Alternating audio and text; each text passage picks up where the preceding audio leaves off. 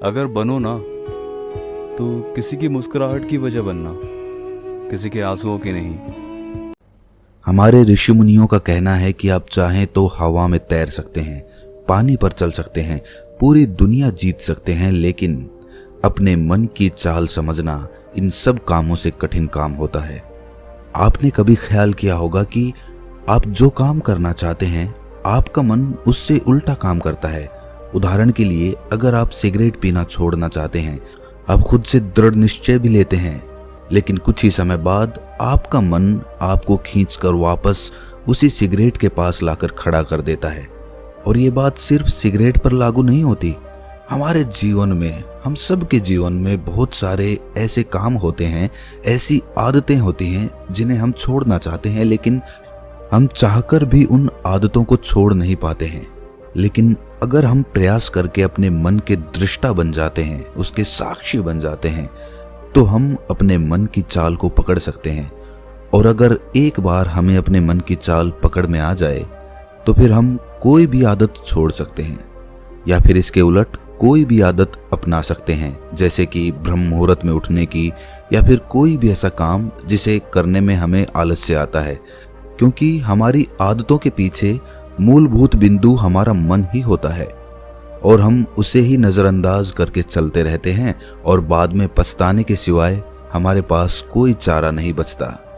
आज की जो बोध कहानी मैं आपको सुनाने जा रहा हूँ, उसमें आपको कुछ ऐसे तरीके पता चलेंगे जिससे कि आप अपने मन की चाल को भली भांति पकड़ सकते हैं, उसको जान सकते हैं, उसका निरीक्षण कर सकते हैं, और उसके बाद अपनी आदतों में बदलाव कर सकते हैं।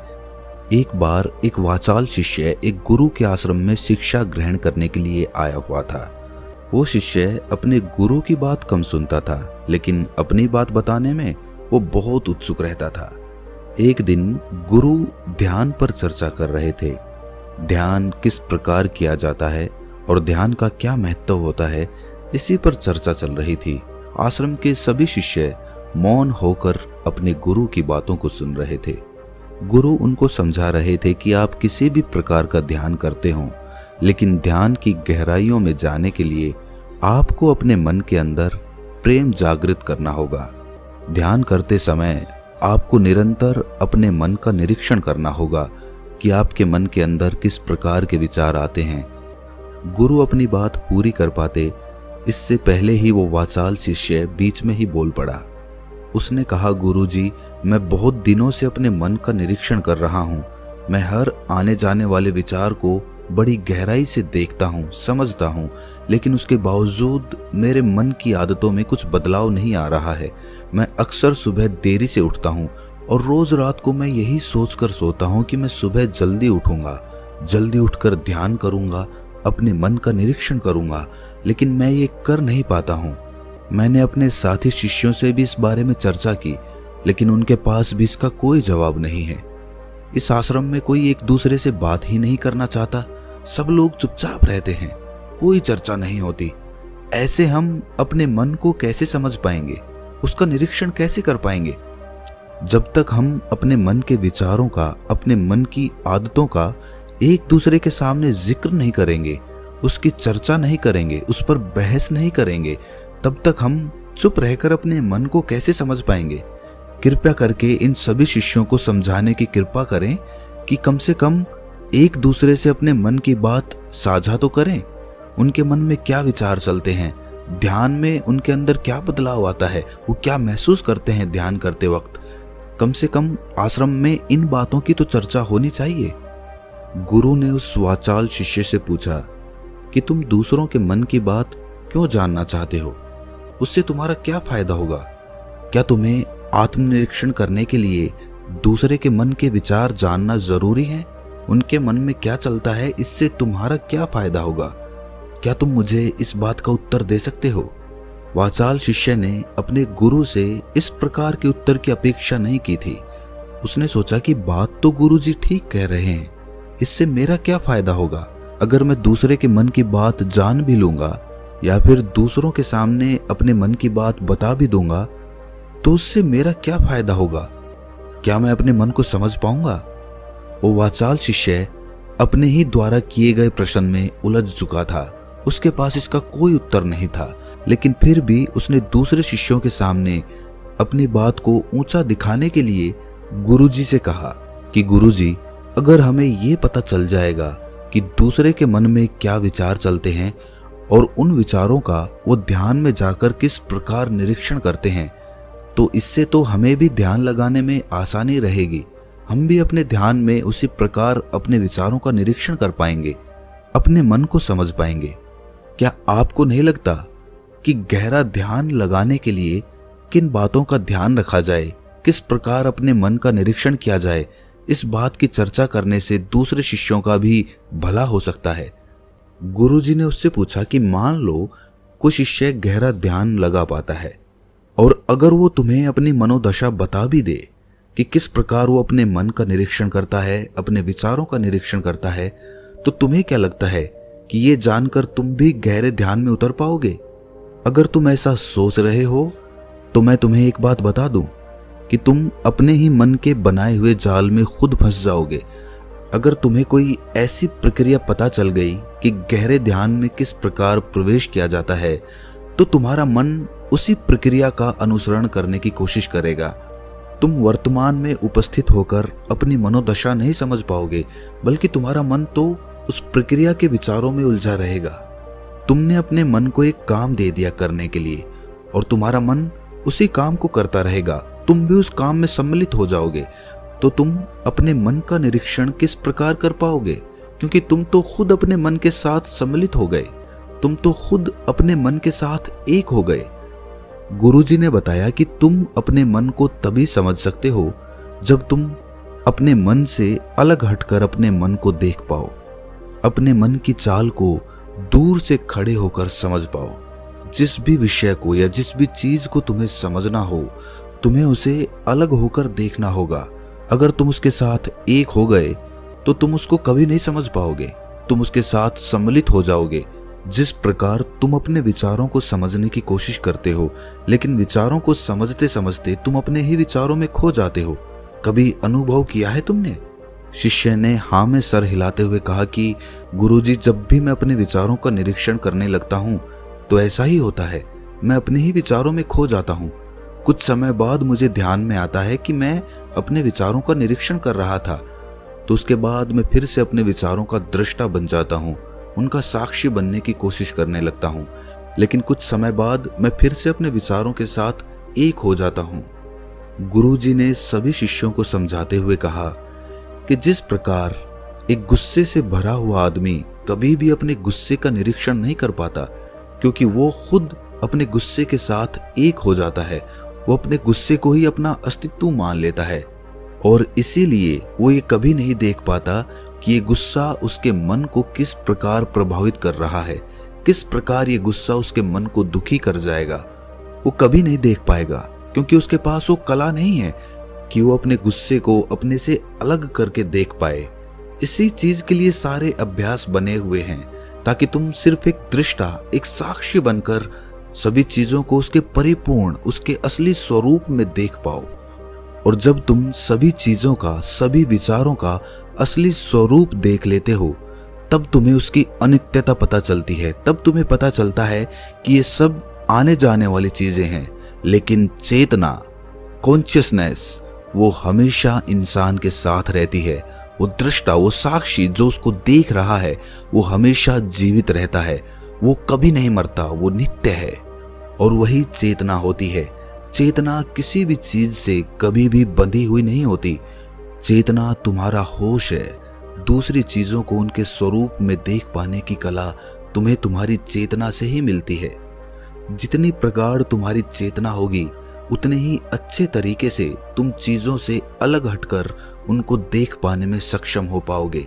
इसलिए अपनी चेतना को ऊपर उठाने का काम करो, ताकि तुम अपनी चेतना से किसी भी चीज का असली स्वरूप देखने में सक्षम हो पाओ। शिष्य ने पूछा कि गुरुदेव, आपकी बातें कुछ कुछ तो समझ में आ रही हैं, लेकिन एक बात समझ में नहीं आई कि अपनी चेतना को ऊपर उठाने के लिए, अपने आप को ज्यादा होश में रखने के लिए हमें क्या करना होगा। इस पर चर्चा करते हुए गुरु ने बताया कि तुम मौन होकर, चुप होकर सिर्फ अपने विचारों को अपने मन की प्रक्रियाओं को, अपने अनुभवों को देखना शुरू करो। तुम्हारे अनुभव आते हैं, तुम्हारे अनुभव चले जाते हैं। वो अनित्य है, वो हमेशा हमारे साथ नहीं रहने वाले। लेकिन हमारा मन उन्हीं अनुभवों को पकड़ने की कोशिश करता रहता है। जब तुम्हें कोई अच्छा अनुभव होता है तो तुम्हारा मन चाहता है कि तुम्हें बार बार वही अनुभव हो, और उसी अनुभव को लेने के चक्कर में तुम्हारा मन तुम्हें फंसाता चला जाता है। तुम्हारी चेतना तुम्हारे मन के अधीन हो जाती है। वही होता है एक सिगरेट पीने वाले के साथ, वही होता है एक शराब पीने वाले के साथ, और वही होता है हर बुरी आदत अपनाने वाले के साथ, कि उसकी चेतना उसके मन की गुलाम हो जाती है। अगर तुम अपनी चेतना को अपने मन से आजाद करना चाहते हो तो सबसे पहले मौन रहना सीखो, चुप रहना सीखो। तुम्हारे ज्यादा बोलने की आदत, दूसरों से उनके अनुभव सुनने की आदत तुम्हारे मन को और ज्यादा भर देगी। लेकिन अपनी चेतना को आजाद करने के लिए तुम्हें अपने मन को खाली करना सीखना होगा। जब तुम अपने मन को खाली करोगे तब तुम्हें अपनी चेतना का असली स्वरूप दिखाई देगा। तब तुम्हें पता चलेगा कि मौन रहकर, चुप रहकर अपनी चेतना को कैसे ऊपर उठाया जाए, कैसे हमेशा चैतन्य रहा जाए। चैतन्य रहना ही हमारा असली स्वरूप होता है, लेकिन हम उसे भूल चुके हैं अपने मन के अधीन होकर। इसीलिए अपनी चेतना को अपने मन से छुटकारा दिलाना होगा। इसके लिए तुम चुप रहकर अपने मन के विचारों को देखना शुरू करो, उसके अनुभवों को महसूस करना शुरू करो। जब तुम अपने मन के साक्षी हो जाते हो, अपने मन के दृष्टा हो जाते हो, उसे देखने वाले हो जाते हो, तब तुम्हें पता चलता है कि तुम्हारे मन में एक विचार जाता है तो दूसरा आ जाता है, दूसरा जाता है तो तीसरा आ जाता है। और इस प्रकार जिस तरह सड़क पर भीड़ चल रही होती है, लोगों का हुजूम चल रहा होता है, एक आदमी जाता है तो दूसरा आता है, दूसरा जाता है तो तीसरा आता है, उसी प्रकार हमारे मन की भूमि में अनेकों अनेक विचार आते और जाते रहते हैं। लेकिन धीरे धीरे हम उनसे जुड़ते नहीं हैं, उनके साथ बहने नहीं लग जाते, उनके साथ खो नहीं जाते, बल्कि उनको साक्षी होकर बस देखते रहते हैं। और देखते देखते धीरे धीरे वो सभी विचार विलीन होने लगते हैं, और उसके बाद हमारे मन की भूमि पूरी तरह से खाली हो जाती है। और अब हमें पहली बार अपने चैतन्य होने का पता चलता है। हमें पता चलता है कि हमारी चेतना ही हमारा असली आनंद है, वही हमारा स्वरूप है। और उसके लिए अपने मन की भूमि से खरपतवार हटानी जरूरी होती है। उसके लिए मेहनत नहीं करनी, बस उन विचारों को देखते रहना है। एक विचार जाता है तो दूसरा आता है, दूसरा जाता है तो तीसरा आता है। बस देखते रहो, देखते रहो, साक्षी बने रहो, दृष्टा बने रहो, और देखते देखते वो विचार विलीन हो जाते हैं। लेकिन इसके लिए तुम्हें चुप रहकर अभ्यास करना होगा। चुप रहकर अपने विचारों का आत्मनिरीक्षण करना होगा, अपने मन की भावनाओं को समझना होगा। कब तुम्हें गुस्सा आता है, कब तुम्हें खुशी होती है, उसे अलग खड़े होकर देखना होगा। जब भी हमें गुस्सा आता है या खुशी होती है या किसी से घृणा होती है तो हम तत्क्षण उत्तेजित हो जाते हैं, और उत्तेजना की वजह से ही हम उन भावनाओं को अलग होकर देख नहीं पाते हैं। लेकिन अगर हम उत्तेजित ना हों, शांत रहें, शिथिल रहें, तो हम अपने मन की भावनाओं को समझ सकते हैं, उनको जान सकते हैं। और जब हम अपने मन की भावनाओं को जानने लगते हैं तब हमें पता चलता है कि कोई भी भाव हमेशा नहीं रहता। एक भाव जाता है तो दूसरा चला आता है।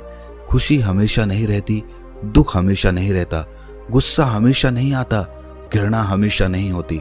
जब इन बातों को हम समझने लगते हैं तो ये सारे भाव हमारे अंदर से विलीन होने लगते हैं, और सिर्फ एक प्रेम, एक आनंद हमारे अंदर बच जाता है। उसे ही हम परमानंद कहते हैं, और वही हमारा असली स्वरूप होता है। इसीलिए अपने मन की चाल में तुम खुद मत फंस जाना। अपने मन की चाल को दूर खड़े होकर बस देखते रहना, और देखते देखते वो चाल, तुम्हारा मन पूरी तरह से विलीन हो जाएगा। और जब कोई मन नहीं बचेगा तभी हम हर चीज में अपना मन लगा सकते हैं, हर काम को पूरे ध्यान पूर्वक कर सकते हैं। असल में मन का विलीन होना ही ध्यान में प्रवेश होता है। जब तक हमारा मन हावी होता है तब तक हम ध्यान में प्रवेश नहीं कर पाते, क्योंकि हमारा मन करेगा तब हम ध्यान करेंगे, और जब हमारा मन नहीं करेगा तब हम ध्यान नहीं करेंगे, और ऐसा हर काम में लागू होता है। लेकिन एक बार अगर हमारा मन विलीन हो जाता है तो हम हर काम में ध्यान लगा सकते हैं, और ध्यान ही हमारा असली स्वरूप बन जाता है, वही चेतना बन जाती है। इस ज्ञान भरी चर्चा को सुनकर सभी शिष्य प्रसन्न हो गए, लेकिन गुरु ने उन्हें चेतावनी देते हुए कहा कि तुम प्रसन्न हो रहे हो, ये भी तुम्हारे मन की एक भावना है। तुम्हें ये बातें सुनने में मजा आ रहा है, इसीलिए तुम प्रसन्न हो रहे हो, लेकिन ये बातें हमेशा कोई तुम्हें नहीं सुनाएगा, और इसी वजह से तुम्हारा मन हमेशा प्रसन्न नहीं रह पाएगा। अगर तुम्हें असली आनंद की खोज करनी है, ऐसी प्रसन्नता हासिल करनी है जो कभी विलीन ना हो, तो तुम शांत होकर, मौन होकर, भावना रहित होकर अपने विचारों और अपनी भावनाओं को देखना शुरू करो। उसके बाद तुम्हें खुद ही महसूस होगा कि चेतना जो होती है वो शाश्वत होती है, वो कभी नहीं मरती, और बाकी सभी चीजें अनित्य हैं, वो खत्म हो जाएंगी, वो मर जाएंगी, वो पीछे छूट जाएंगी। कोई भी चीज इस संसार में शाश्वत नहीं होती सिवाय हमारी चेतना के। जब हमारे प्राण छूटते हैं तो हमारे शरीर से सबसे पहले हमारी चेतना ही निकलती है, इसीलिए चेतना कभी नहीं मरती। गुरु ने सभी को निर्देश देते हुए कहा कि आज हम मौन रहकर अपने मन के विचारों और उसकी भावनाओं पर ध्यान लगाएंगे, उसके साथ सम्मिलित नहीं होंगे, बस उसे दूर से खड़े होकर देखते रहेंगे। थोड़ा कठिन है, लेकिन अभ्यास करने से तुम इसमें पारंगत हो जाओगे। और इसके बाद गुरु ने सभी को ध्यान लगाने का संकेत किया। तो दोस्तों, कैसी लगी ये कहानी आपको कमेंट सेक्शन में ज़रूर बताना, और अच्छी लगी हो तो इस चैनल को सब्सक्राइब करके नोटिफिकेशन बेल को ज़रूर प्रेस कर देना। तो मिलते हैं किसी अगली कहानी में, तब तक के लिए अपना ख्याल